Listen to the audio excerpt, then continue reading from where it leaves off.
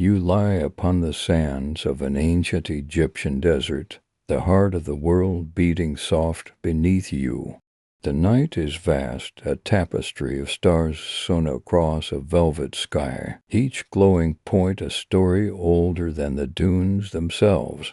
The air is cool, carrying the faint scent of weathered stone, of dust kissed by time, and the whisper of a breeze that seems to know your name. Somewhere unseen, a river flows not with the urgency of mortal waters, but with the slow, eternal cadence of something sacred. Its ripples sing of ages before the pyramids rose, of gods who walked with men, of souls that drift beyond the veil. The sand cradles you, cold and yielding, molding to your form like a lover's embrace. You breathe, and the world pauses, the stars pulsing brighter, their light weaving a bridge between the earth and the infinite. A presence stirs not a shadow, not a figure, but a soul, weightless as a feather, drifting on the unseen current of that hidden river. It glides past, close enough that you feel its warmth, its quiet longing, as if it senses the stillness of your heart. It lingers, drawn to the rhythm of your breath, and you feel the desert itself lean closer. Listening, a voice begins, soft as papyrus brushed by a breeze, yet heavy with the weight of eternity. Before pyramids pierced the heavens, it whispers. Before names were etched in stone, there was Osiris, the first king, the first to die and the first to return. The words sink into you, each syllable a thread, pulling you deeper into a tale carved in the bones of the earth. The river's song grows clearer, a melody that calls not to your body, but to your spirit. You rise not with flesh, but with something lighter, something that knows no weight, carried by the current toward a story that has no beginning and no end. The desert stretches endless around you, its sand shimmering under the starlight, each grain a memory of a world when gods sowed the seeds of life. The river guides your path, its waters glinting with visions of fields that bloomed under a king's care, of a love that defied death, of a son who would rise like the sun. The stars listen, their light a silent chorus, and the night hums with promise. You are no longer merely you. You are a witness, a dreamer, following the soul's glow as it drifts ahead, a beacon into the tale of Osiris, a tale of rivers that carry kings, of death that births eternity, dot in the dawn of the world. When the earth was still soft from its creation, the Nile carved its silver path through a land of whispers and wonders. Egypt was young, its sands untouched by time, its skies a boundless dome of azure, where the sun burned with the promise of eternity. The river's waters shimmered under the dawn, their surface catching the light like a mirror of molten gold, reflecting a world where gods walked among reeds and men knelt in awe. The fields were new, their black soul rich with the Nile's gifts, yet unplowed, their potential sleeping under the weight of chaos. The people, scattered tribes of wanderers, lived by the whims of flood and drought, their lives a dance of survival under starlit skies. Into this nascent world stepped Osiris, the first king, a figure not born of clay, but of light. His presence as steady as the river's flow, as warm as the dawn's embrace. Osiris was no mere mortal. His words sank into the hearts of those who listened, rooting deep like the tamarisk trees, whose roots drank from the Nile's hidden springs. Where once there were only camps, villages rose, their boats gliding smooth as dreams, their catches shared under the shade of sycamores. Elders sat by the river, their stories of the gods mingling with the scent of lotus blooms, their words shaping the dreams of the young. The Nile, ever watchful, carried these stories downstream, its current a thread that bound the land together, its waters reflecting a sky that seemed to smile. By Osiris's side stood Isis, his queen, a goddess whose beauty was a reflection of the Nile itself, ever-changing, ever-enduring, its depths hiding secrets only the gods could know. Her hair was dark as the night sky, falling in waves that caught the starlight, her eyes sharp as the crescent moon, seeing truths hidden from mortal sight. Her laughter was a melody that made the air hum with life, a song that calmed the storms that swept from the desert, a charm that soothed the hearts of those who heard it. Isis was no mere consort. She was Osiris's equal, his heart, his mirror, his strength. Where he taught the people to plow the earth, she taught them to weave spells of protection, to sing songs that bound the community together, to see the divine in the curve of a reed, the ripple of a wave. Her magic was not of fire or force, but of creation, of binding, mending, making whole. Isis walked through villages, her presence a quiet strength, her hands blessing children with charms of woven reed, her voice soothing disputes with words that carry the weight of eternity. She taught women to weave linen, their looms humming under roofs of palm, their threads dyed with the colors of the earth's saffron, indigo, ochre. She taught priests to read the stars, to see the patterns of his journey, to understand the cycles that governed life. She wove spells that protected the fields from locusts, the river from drought, the people from fear. Her magic was a thread that ran through the land, a current as vital as the Nile itself, and the people loved her, their voices rising in songs that called her mother, sister, goddess. Together, Osiris and Isis crafted a golden age, a time when the earth sang and the people thrived. The fields stretched white, their golden heads bowing to the sun, heavy with grain that promised fullness. Children played along the river banks, their laughter mingling with the rustle of papyrus, their games weaving stories of gods and heroes. Fishermen sang as they pulled their nets, their voices carrying over the water, their catches shared in markets where the air was thick with the scent of bread and myrrh. Women wove under the shade of sycamores, their hands swift and sure, their linens soft as the breeze. In the evenings, families gathered around fires, sharing bread baked from the harvest, their stories rising into the starlit sky like offerings to the gods. The kingdom flourished, a beacon of harmony in a world still young. Temples gleamed with offerings, bowls of barley, garlands of lotus, jars of honey sealed with wax, amulets of turquoise and carnelian. Priests chanted hymns, their voices echoing through stone halls, their prayers rising to Ra, to Thoth, to Anubis, who guarded the gates of death. Osiris walked among his people, not as a distant ruler, but as a father, a teacher, a friend. He knelt with farmers in the fields, his hands stained with the same black soul that fed them, his laughter blending with theirs as they worked side by side. He sat with the elders under the stars, listening to their tales of the gods, of the time before time. When the world was born from the waters of none, Isis was ever near, her magic a shield against the uncertainties of flood or famine, her smile a promise that the world could be kind. Yet, even in a land of light, shadows linger beyond the golden fields, beyond the songs and the laughter. A pair of eyes watch sharp, restless, burning with a fire that no river could quench. Set, the brother of Osiris, stood apart, his heart a desert where envy bloomed like thorns.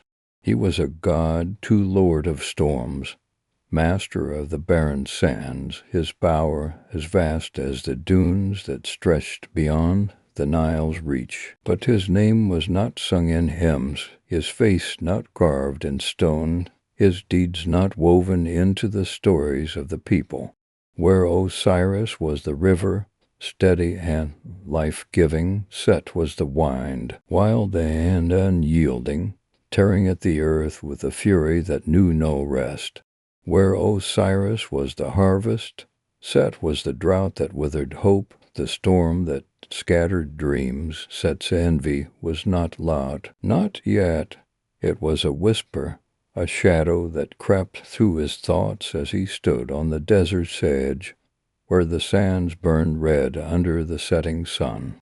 He watched Osiris walk the fields, his brother's laughter echoing like a song he could not sing. He saw Isis at his side, her hand in his, her magic a light that Set could never touch. His heart grew heavy with a truth he could not name, a question that gnawed at his soul. Why should one brother be loved while the other was forgotten? The desert listened, its silence a mirror to his thoughts, its winds whispering of a world where strength ruled over mercy, where chaos was king. The people did not see the shadow growing. They danced in the markets, their feet stirring the dust into golden clouds, their voices a chorus of joy. They prayed in the temples, their offerings piling high baskets of figs, amulets of turquoise, prayers etched on clay tablets. They slept under the stars, their dreams filled with the promise of tomorrow, their hearts warmed by the light of Osiris's reign. But the Nile, ancient and all-knowing, felt the shift. Its waters, once bright with the reflection of the sun, grew heavy with a warning too subtle for mortal ears. The river murmured of change, of a storm brewing in a brother's heart, of a golden age that could not last forever. Osiris, ever trusting, saw only the light. He walked with Isis through fields that sang his name, their hands entwined, their laughter a melody that echoed across the land.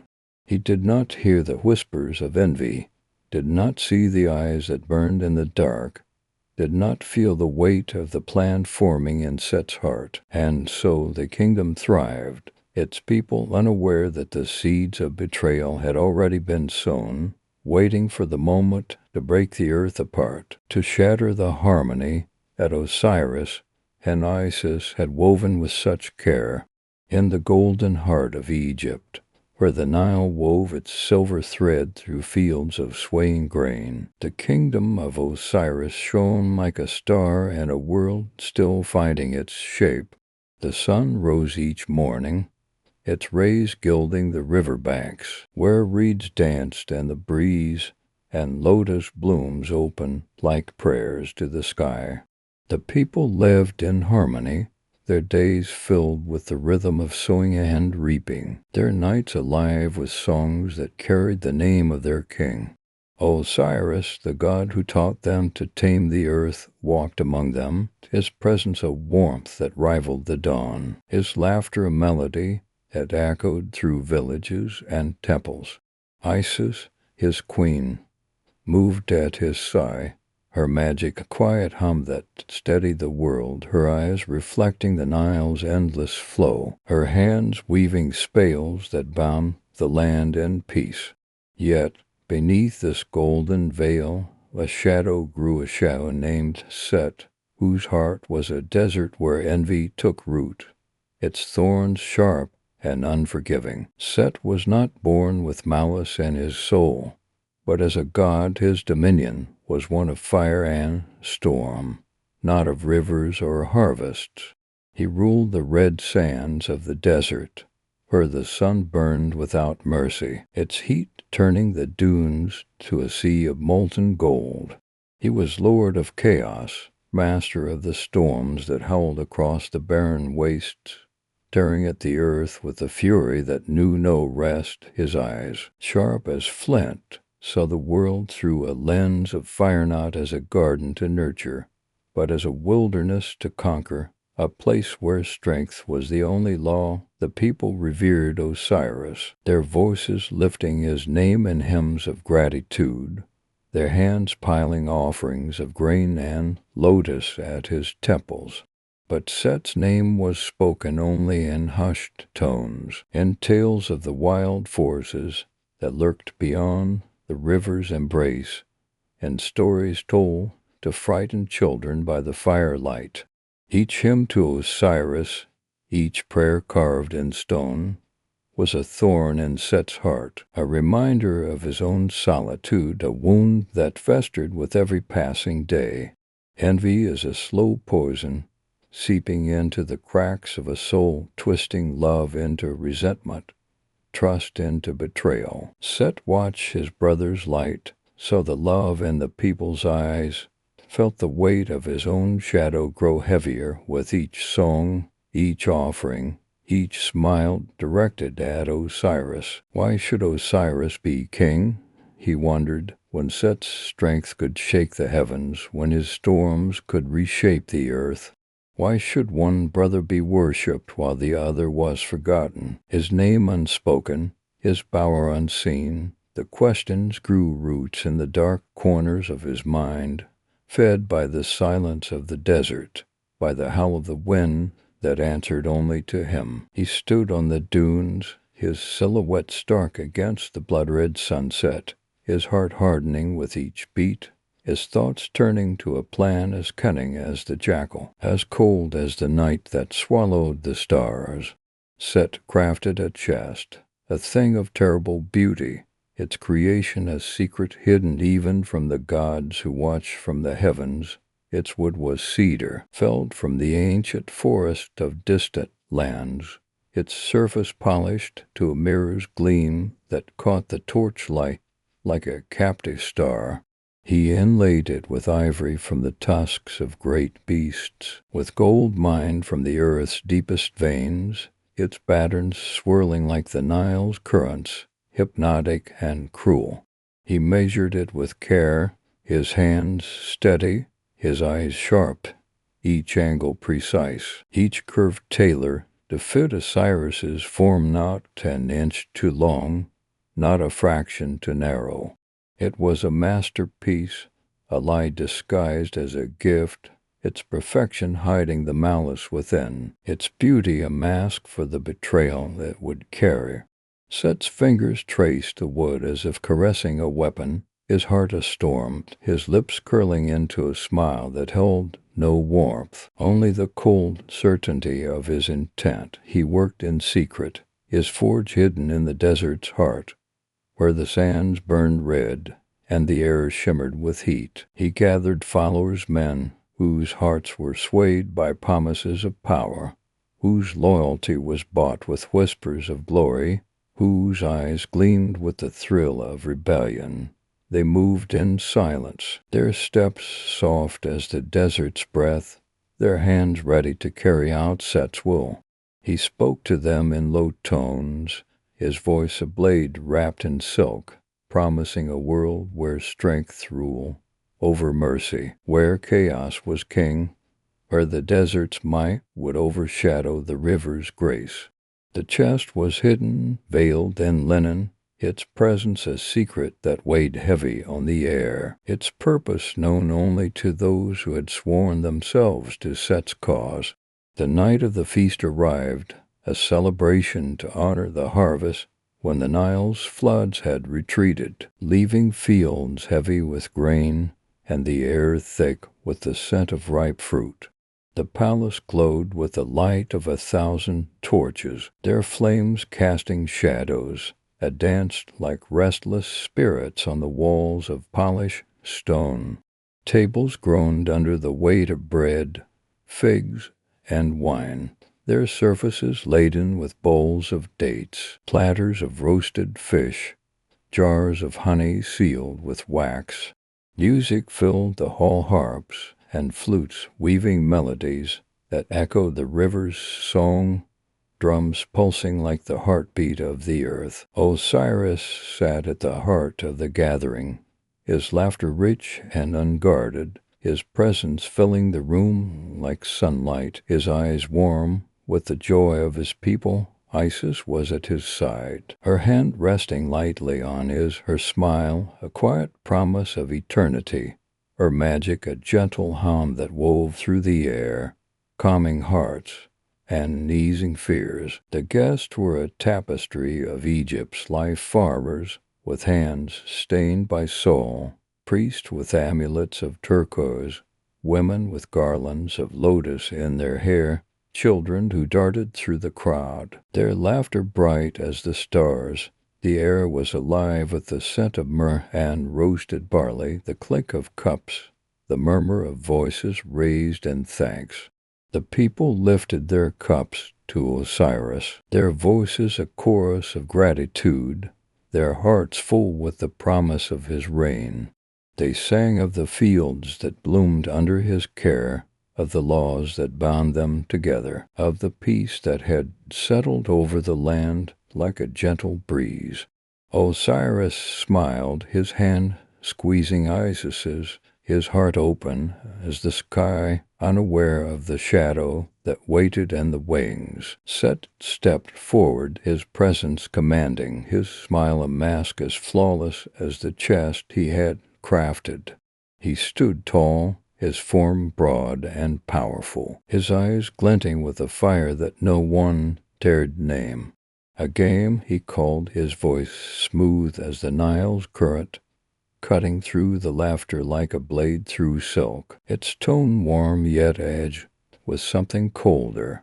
This chest, a treasure beyond compare, will belong to whoever fits it perfectly. He gestured to the box, unveiled at last, its surface gleaming under the torchlight, its gold and ivory catching the flames like a star fallen to earth.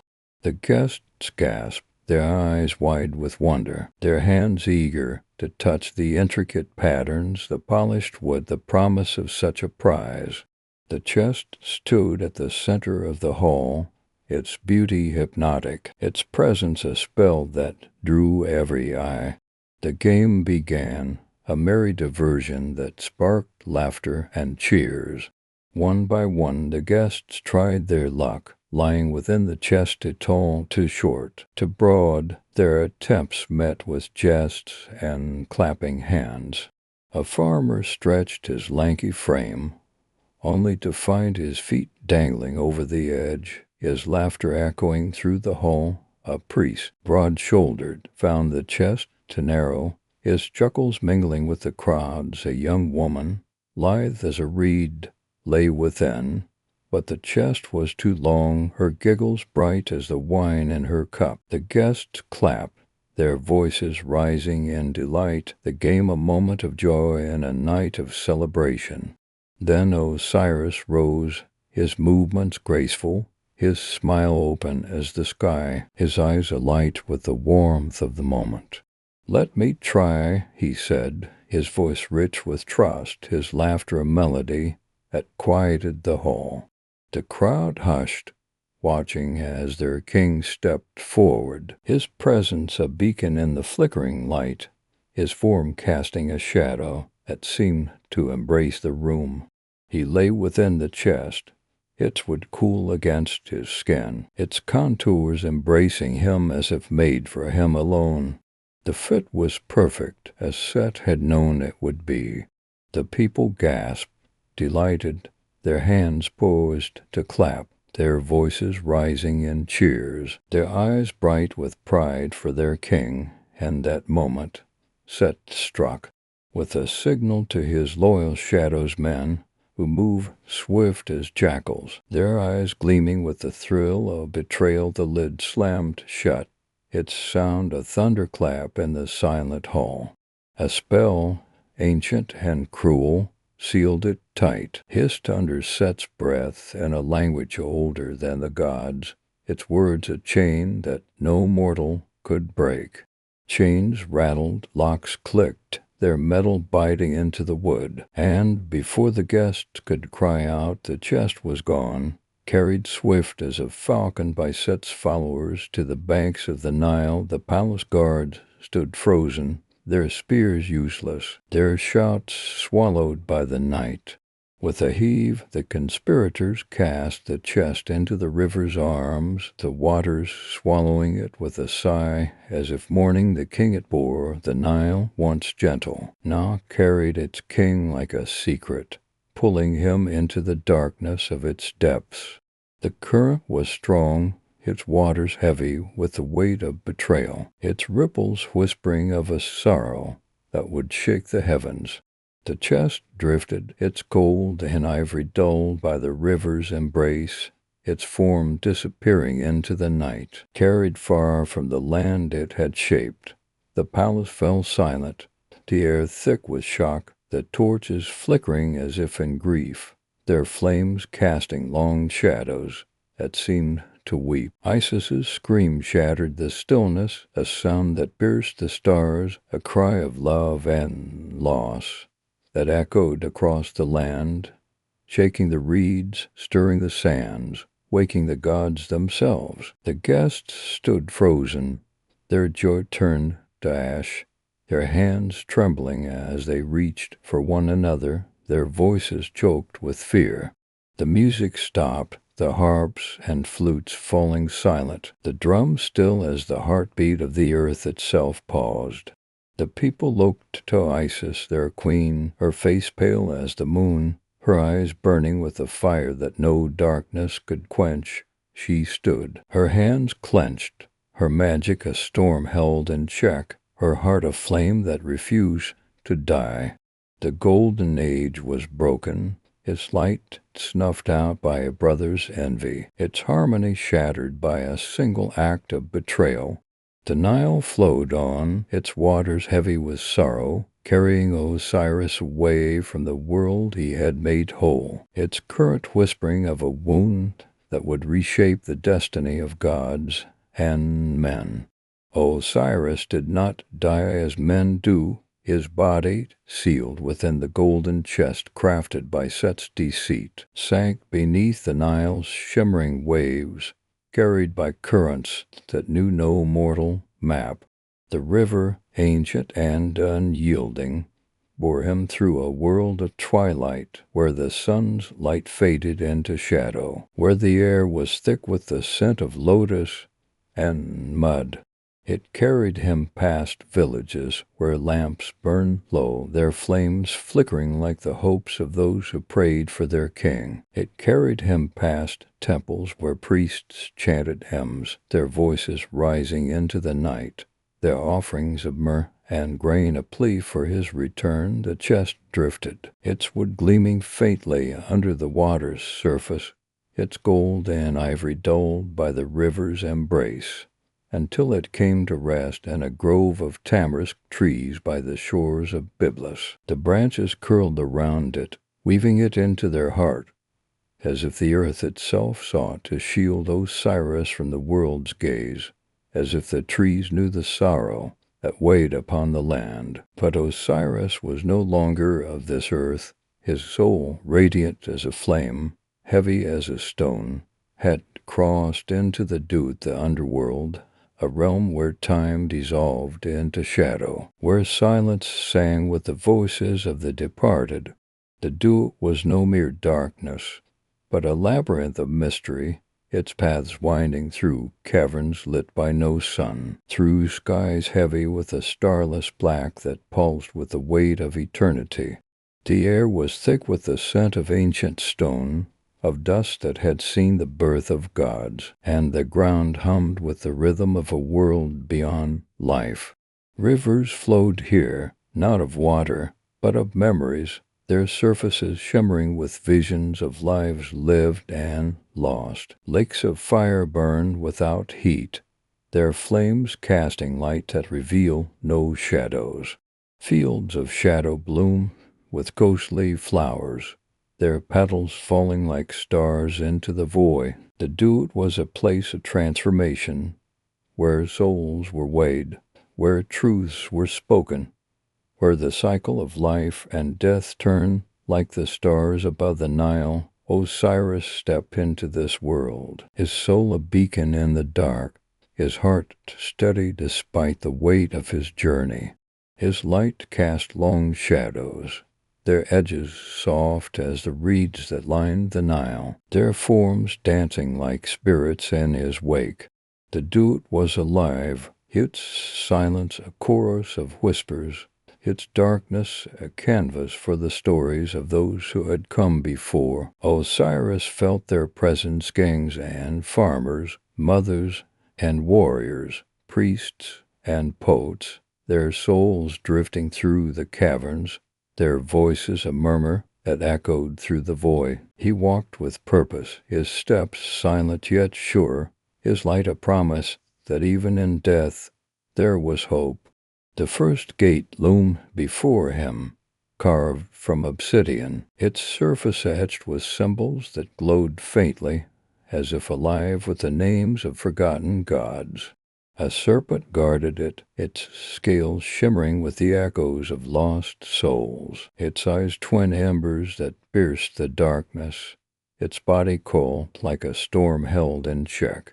"Who are you?" it hissed, its voice a blade of sound that cut through the silence, its words sharp as the wind that tore through the desert. "I am Osiris," he answered, his voice calm as the Nile at dawn, steady as the stones that lined its banks. "King of the living, not guest of the dead." The serpent studied him, its gaze probing his soul, searching for fear, for falsehood, for the weight of guilt. Finding none, it bowed, its coils parting like a curtain to reveal the path beyond. The gate creaked open, its hinges groaning with the weight of ages, and Osiris passed through, his light casting shadows that danced like memories in his wake. The duet was a journey, not a destination, a path that tested the soul, that shaped it anew. Osiris walked through caverns where the air hummed with the whispers of those who had come before, their voices a chorus of longing and release. He crossed rivers that shimmered with memories, their waters reflecting faces he had known, the farmer who had knelt in his fields, his hands stained with soil as he offered thanks, the child who had run to him with a lotus flower, its petals soft as a prayer, the elder who had spoken of the gods under starlit skies, his voice trembling with awe. Each memory was a weight, a thread in the tapestry of his life. Yet Osiris carried them, his soul growing brighter, heavier, more eternal with every step. He met Anubis, the jackal-headed god, whose presence was a quiet storm, his scales gleaming under the duet's strange light, their surface polished to a mirror's sheen. The feather of Mat, the truth, rested lightly on one side, its white plume untouched by shadow, its weight a measure of purity. Anubis's eyes glinted with respect, his voice a low growl that echoed through the cavern. "Your heart is light," he said, his words a judgment, a promise, "but your journey is not done." Osiris nodded, his spirit unshaken, his light steady as the Nile's flow. He continued on, his steps a rhythm that matched the pulse of the underworld, his heart a flame that no darkness could quench.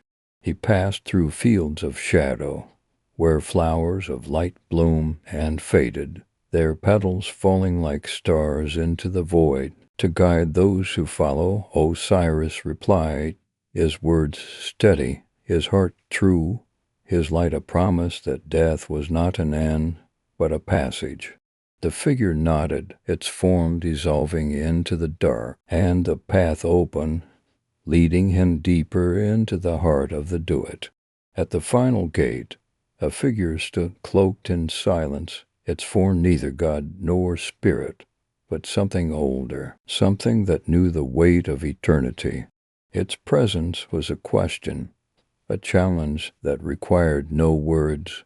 Its eyes a void that saw all things. Osiris raised his eyes, his soul blazing like a star in the darkness, its light steady, unyielding.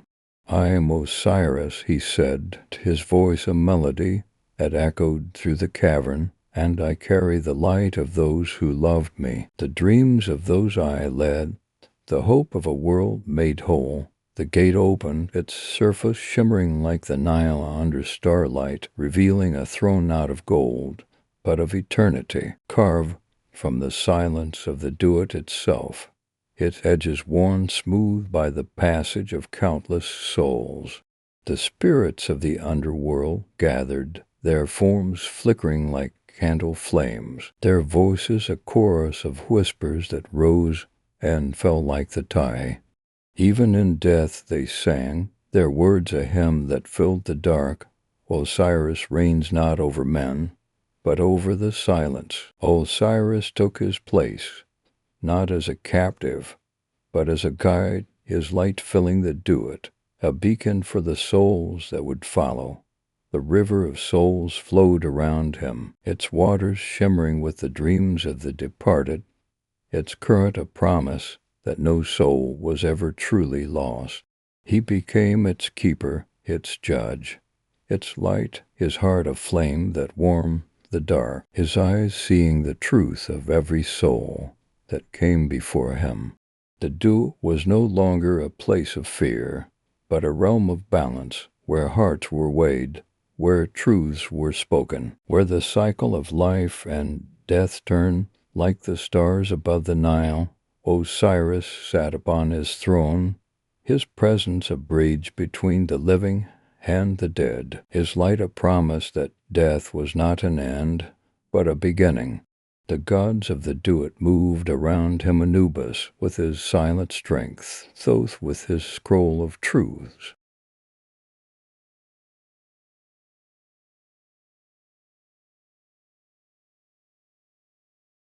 When Osiris was taken, Egypt grew still, as if the land itself mourned its heart. The Nile flowed, its waters catching the starlight, but its song was muted, its current heavy with the weight of loss. The fields, once golden under the sun's embrace, lay quiet under a sky that seemed to weep, its clouds low and gray, its breezes carrying the scent of sorrow. The people whispered in their homes, their voices soft as the rustle of reeds, their prayers faltering, their hearts aching for the king who had made them whole. Temples stood silent, their altars piled with offerings, lotus blooms, jars of myrrh, amulets of turquoise, yet the air was thick with grief, the incense smoke curling like tears toward the heavens. Yet, in the heart of this silence, Isis stood unbroken, her love for Osiris a flame that burned brighter than the sun, a river deeper than the Nile, a magic stronger than death itself. She was a goddess, not of vengeance or despair, but of creation, of weaving life from the threads of sorrow, and she would not let her king be lost. Isis's grief was a force as vast as the desert, as deep as the sea, as unyielding as the stones that lined the Nile's banks. Her eyes, once bright as the crescent moon, now burned with a purpose that could move mountains, their gaze piercing the veil of despair. She stood by the river, its waters lapping at her feet, its ripples whispering of the journey Osiris had taken. She vowed to find him, no matter where the Nile had carried him, no matter what spells Set had woven to keep him from her. She shed her royal robes, her golden circlet, her jewels of lapis and carnelian, and took the form of a kite, a bird with wings wide as the horizon, her feathers dark as the night sky, her cries sharp and mournful, a sound that echoed through the heavens and stirred the hearts of the gods. She soared above the Nile, her shadow sweeping over its silver curves, over marshes where reeds stood tall as guardians, their tips swaying in the breeze like silent prayers. She flew over villages where lamps flickered like fading hopes, their light dim against the vastness of the night. Her cries were a lament, a song of loss that pierced the hearts of those who heard it, fishermen pausing their nets, their hands trembling as they looked to the sky. Priests halting their chants, their eyes wet with tears, mothers clutching their children, their whispers joining the river's song. The people wept, for they knew their queen sought their lost king, and their tears fell into the Nile, mingling with its waters, creating new streams that shimmered under the starlight. Isis's flight was a pilgrimage, a journey driven by love, guided by the magic that flowed through her like the river itself. Her search was long, the Nile vast and unyielding, its currents twisting through a land that seemed to mourn with her. She flew over its endless bends, where crocodiles basked in the shallows, their eyes glinting like ancient guardians, their scales catching the moonlight. She searched the delta's maze, where the rivers split into 1,000 silver threads, each one a path to nowhere, each one a challenge to her resolve. She ventured beyond Egypt, to shores where the Nile kissed the sea, where foreign wines carried the scent of salt and myrrh, where the sands gave way to strange lands with tongues unknown. Her wings grew heavy, her cries hoarse, yet her heart never wavered, its fire burning brighter with each passing day.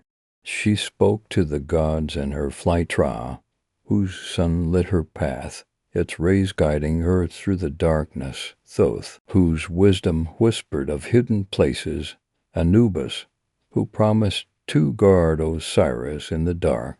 Each gave her strength, their voices a chorus that steadied her, but none could ease the ache of her loss, the void where Osiris's laughter had once lived.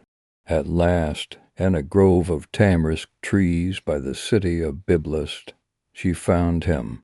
The chest, still sealed by Set's cruel spell, was cradled in the branches, woven into the tree's heart as if the earth itself sought to protect Osiris from the world's gaze.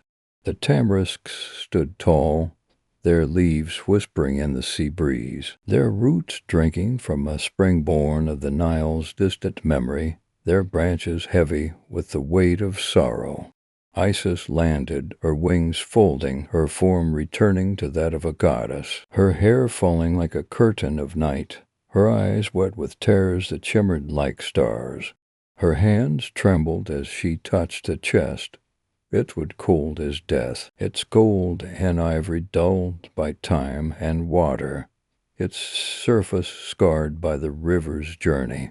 Her tears fell, each one a pearl of sorrow, and where they touched the ground, new streams were born, silver threads weaving through the earth, each one a testament to her love, a map of her grief. She broke the spell with a chant older than the stars, her voice soft yet unyielding, a melody that called to the heart of creation, to the gods who shaped the world from the waters of none. The words were not of Egypt alone, but of the cosmos, drawn from the breath of the gods who wove the heavens, who set the stars in their dance. The chest opened, its lid groaning as if reluctant to reveal its secret, and there lay Osiris, his body still, his light gone, his form a shadow of the king who had made the earth sing. Isis knelt beside him, her hands tracing the lines of his face, her fingers lingering on the curve of his brow, the shape of his lips, the planes of his cheeks.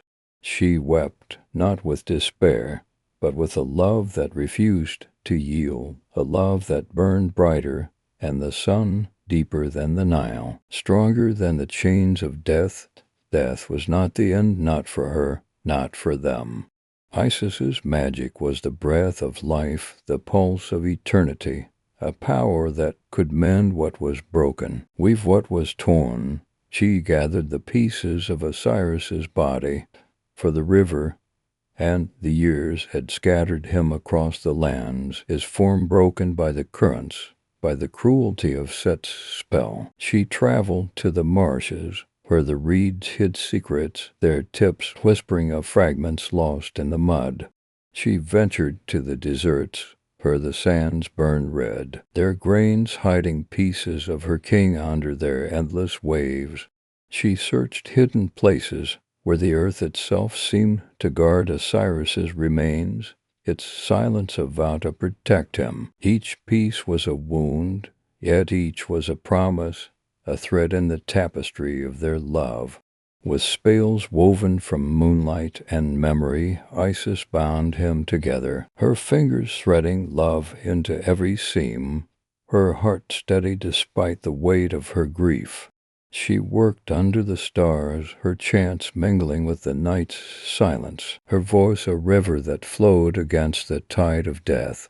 She anointed him with oils of myrrh and lotus, their scent filling the air, their essence a bridge between the living and the dead. She wrapped him in linen fine as mist, each fold a prayer, each knot a spell of protection. The gods watched, their eyes ancient and silent, their presence a weight that pressed against the world. Ra sent his light, faint but steady, to guide her hands. Thoth whispered words of wisdom, their meaning etched in the stars. Nephthys, her sister, wept in the shadows, her tears a mirror of Isis's own. Isis's magic was a miracle, a weaving of life from the ashes of death. She breathed her power into Osiris, her chants rising like the Nile in flood, her love a flame that kindled his spirit. He did not rise as a man, for that was not his bath, but his soul stirred, a spark of divinity born from her will, her heart, her magic, and that sacred act. Isis wove a miracle greater than any the gods had seen. From their union, a child was conceived, Horus, the son of hope, the heir of light, his eyes, even in the womb, holding the promise of dawn, his heart a echo of his father's strength. Isis hid her pregnancy, shielding Horus from Set's searching gaze, from the storm that still raged in his heart. She retreated to the marshes of the Nile, where the reeds stood tall as guardians, their roots deep in the black mud, their tips swaying like silent sentinels. She wove spells of protection, her magic a veil that hid them from the world, her chant a lullaby that calmed the waters, that soothed the air. She sat among the reeds, her hand resting on the life within her eyes fixed on the horizon where the river met the sky. From death she murmured, her voice soft as the breeze, I wove life. From sorrow I spun a sun. The Nile sang softly, its waters carrying her words to the stars, its current a testament to her triumph. The gods watched, their silence a prayer, their presence a promise that the world would be made whole. Isis's love was a river that flowed against death, a flame that burned through the dark, a magic that wove life from the ashes of loss. And the world held its breath, waiting for the light of Horus to rise, for the promise of Osiris to return, for the balance of Egypt to be restored, and the hidden heart of the Nile's marshes, where reeds stood tall as sentinels, and the water whispered ancient lullabies, Horus was born. The marshes were a world apart, a labyrinth of green and silver, where the sun filtered through papyrus, casting dapple light on the water's surface, its ripples shimmering like the dreams of gods. Isis raised him in secrecy, her magic cloaking him from the world, her love a shield against Set's restless envy, which burned like a storm on the desert's edge. The air was thick with the scent of lotus and mud, the hum of dragonflies, the soft rustle of reeds swaying in the breeze. Here Horus grew, his eyes sharp as a falcon's, their gaze piercing the veil of the world, his heart a mirror of his father's, steady, radiant, and yielding. He was not merely a child, but a promise, a seed planted in the wake of loss, of the chest that carried her king into the dark. This would sealed with a spell that broke the heart of Egypt.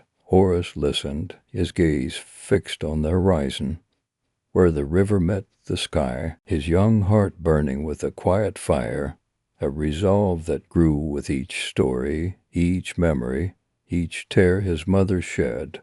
As Horus grew, Isis guided him in the ways of the gods, her teachings a tapestry of wisdom and power. By the river's edge, where the air was thick with the scent of lotus and the hum of life, she taught him the wisdom of Thoth, whose scroll held the secrets of the cosmos, whose words could unravel the mysteries of time. She showed him the strength of Ra, whose sun burned away doubt, its light a promise of renewal that warmed the earth each dawn. She spoke of Anubis, whose scales weighed truth against the feather of Mat, his eyes glinting with the weight of eternity. She told him of Nephthys, her sister, who mourned Osiris in the shadows, her tears a silent vow to aid their cause. Horus learned to read the stars, their patterns a map of destiny, to weave spells of protection, their words a shield against harm, to listen to the Nile's whispers, its current a guide to the truths hidden beneath the world. Horus's hands grew strong, his fingers deft as he learned to carve amulets from turquoise and carnelian, their shapes holding the power of the gods. His mind grew sharp, his thoughts quick as the falcon he would become, his spirit tempered by the love and loss that shaped him. He trained in the marshes, his body moving through the reeds with the grace of a hunter, his steps silent, his eyes keen. He learned to call the winds, to summon the strength of the sun, to feel the pulse of the earth beneath his feet. Isis watched him, her heart a mix of pride and sorrow, her eyes seeing the shadow of Osiris and his form, his strength, his resolve. He was a falcon in waiting, his wings yet to spread, but his eyes already saw the world with a clarity that pierced the dark, a vision that saw not the world as it was shadowed, broken but as it could be, whole once more, its balance restored. When he came of age, Horus stepped from the marshes, his presence like a dawn breaking over a weary land. He was tall, his form lithe yet powerful, his eyes carrying the weight of his father's legacy, their gaze as piercing as the sun's rays through a storm. His skin glowed under the sun, his movements graceful as the river's flow, his voice steady as the stones that lined its banks. The people whispered of his coming, their voices soft with hope, their prayers rising like incense from temples long silent, the son of Osiris. They said, the falcon who will rise. They saw him in the markets, his presence calming their fears, his smile a promise that the light could return. They saw him by the river, his form reflected in its waters, his eyes catching the starlight as he spoke to fishermen, to farmers, to children who ran to him with offerings of reeds and flowers. The Nile seemed to flow brighter in his wake, its waters reflecting the promise of renewal, its current singing of a king reborn. Horus did not seek war, though his heart burned for justice, its fire tempered by the wisdom his mother had woven into him.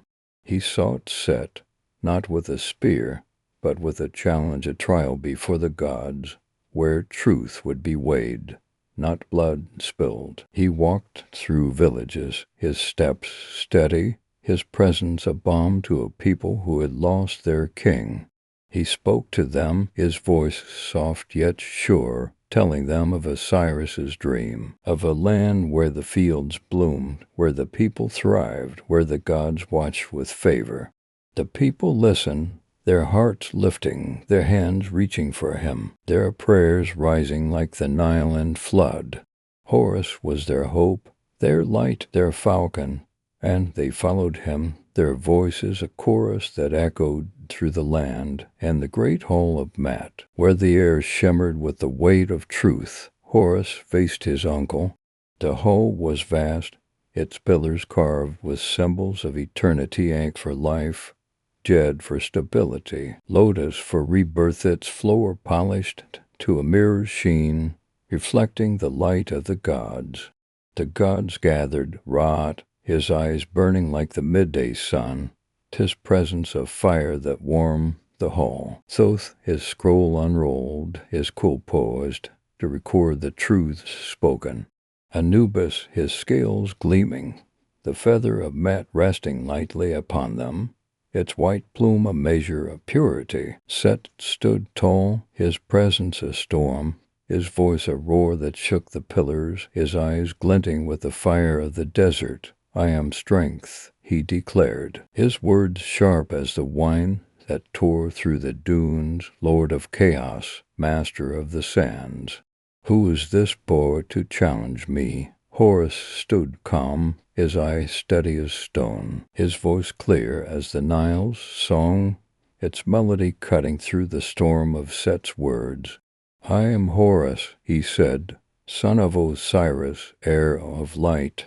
I come not to fight, but to restore what was broken, to weigh truth against envy, to bring balance to a land that mourns. His words were not loud, but they carried the weight of truth, each one falling like a stone into still water, sending ripples through the hall, stirring the hearts of the gods. He spoke of his father's reign, of the fields that bloomed under his care, of the laws that bound men together like reeds in a basket. He spoke of the betrayal that stole Osiris from the world, of the chest that carried him to the Nile's depths, of the sorrow that lingered in the land like a shadow over the sun. His voice was steady, his heart true, his light a reflection of his father's dream. Set countered, his voice a blade, his words sharp with the fire of his pride. He spoke of his own power, of the necessity of chaos, of a world that needed his strength to survive. He told of the desert's might, of storms that reshaped the earth, of a strength that did not bow to softness, that did not yield to mercy. He stood tall, his form a storm held in check, his eyes burning with a fire that no river could quench. But the gods listened, their eyes ancient and unyielding, their silence a weight that pressed against the world. The scales of Mat, ever just, began to tip, the feather unmoved by Set's bluster, its lightness a measure of truth that could not be denied. The trial stretched across days, then years, for the gods measured time by the turning of stars, not the fleeting breaths of men.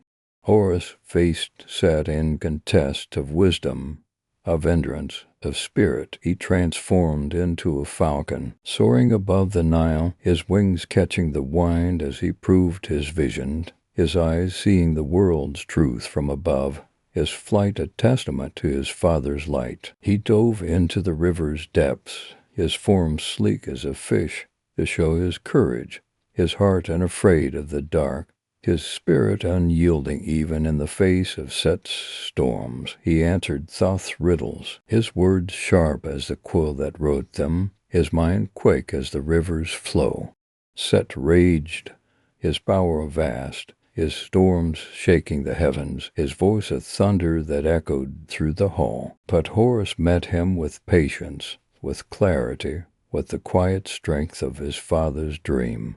The gods watch, their silence a judgment, their presence a weight that shaped the world. His light burned, steady, his eyes seeing the truth in Horus's heart. Thoth's scroll grew heavy with words, each one a testament to the balance Horus sought. Anubis's scales tilted, the feather of Mat unmoved by Set's fury, its lightness a measure of truth that could not be undone. At last the gods spoke, their voices a chorus that echoed through the hall, through the heavens, through the land of Egypt. Horus is the heir, they declared, Thoth's voice clear as the stars, his light unwavering. Anubis's scales balanced, the light of Osiris lives in him, the truth of Mat guides him. Set roared, his anger a storm that shook the pillars, his eyes burning with a fire that could not accept defeat. But the will of the gods was iron, their verdict a chain that bound him, not by force, but by truth. His power was diminished, his storms quieted, his chaos held in check by the justice he could not deny. Horus took his place as king, not with triumph, but with humility, his eyes reflecting the light of his father's legacy, his heart a mirror of the land he sought to heal. The people rejoiced, their voices rising like the Nile in flood, their songs carrying across the fields, through the villages, into the temples where priests burned incense in his name. And the eye of Horus opened. The people whispered, their voices soft as the breeze through reeds, watching the world with mercy once more. The fields bloomed again, their golden heads bowing to the sun, their roots drinking deep from the Nile's gifts. The river flowed bright, its waters reflecting a sky that smiled once more. Balance was restored, a fragile harmony woven from a son's love, a father's dream, and a truth that could not be undone. Horus walked among his people, his presence a promise, his light a beacon, his reign a testament to the cycle of life, death, and rebirth that bound the gods and men together. In the duet, where shadows danced and silence sang, Osiris reigned. No longer the king of fields and rivers, he was now the lord of the underworld. His throne carved from the quiet of eternity, its edges worn smooth by the passage of countless souls, its surface etched with symbols of life, death, and rebirth. His light, undimmed by death, was a beacon in the dark, a guide for those who drifted through the unseen river beneath the world. The river of souls flowed ceaselessly, its waters shimmering with memories, its current carrying the departed to his embrace, each soul a story, a tapestry of joy and sorrow, love and loss, woven into the fabric of eternity. Osiris sat upon his throne, his eyes deep as the cosmos, his heart a flame that warmed the endless night, his presence a bridge between the living and the dead. The duet was a realm of mystery, its caverns lit by no sun, its skies heavy with a starless black that pulsed with the weight of eternity. The air was thick with the scent of ancient stone, of dust that had seen the birth of gods, of the faint, sweet breath of lotus blooms that grew in fields unseen. The ground hummed with the rhythm of a world beyond life, its pulse a song that echoed through the void. Rivers flowed here, not of water, but of memories, their surfaces shimmering with visions of the world above, fields golden under the sun, children laughing by the Nile, Isis weaving spells under the stars, Horus rising like a falcon to restore the balance. Lakes of fire burn without heat, their flames casting light that reveal no shadows, their surfaces rippling with dreams of lives lived and lost. Fields of shadow bloom with ghostly flowers, their petals falling like stars, their scent a whisper of the world above. Osiris was no longer a man, nor even a king, but a guide, a keeper of the balance that held the world together. His soul, radiant as a flame, heavy as a stone, had been transformed by the duet, woven into its fabric, its light a thread in its endless tapestry. He sat in judgment, not with anger, but with understanding, his gaze seeing the truth of every heart, his voice a whisper that calmed the fears of the departed. Anubis stood at his side, the jackal-headed god, his scales gleaming under the duet's strange light, their surface polished to a mirror's sheen. The feather of Mat, the truth, rested lightly on one side, its white plume untouched by shadow, its weight a measure of purity, a testament to the balance that governed all things. One by one the souls came before Osiris, their forms flickering like candle flames, their eyes filled with hope, fear, or quiet acceptance. Each carried a heart, heavy or light, shaped by the choices of a lifetime, by the deeds that defined them. Osiris judged them, his eyes deep as the Nile, his heart a flame that burned without consuming.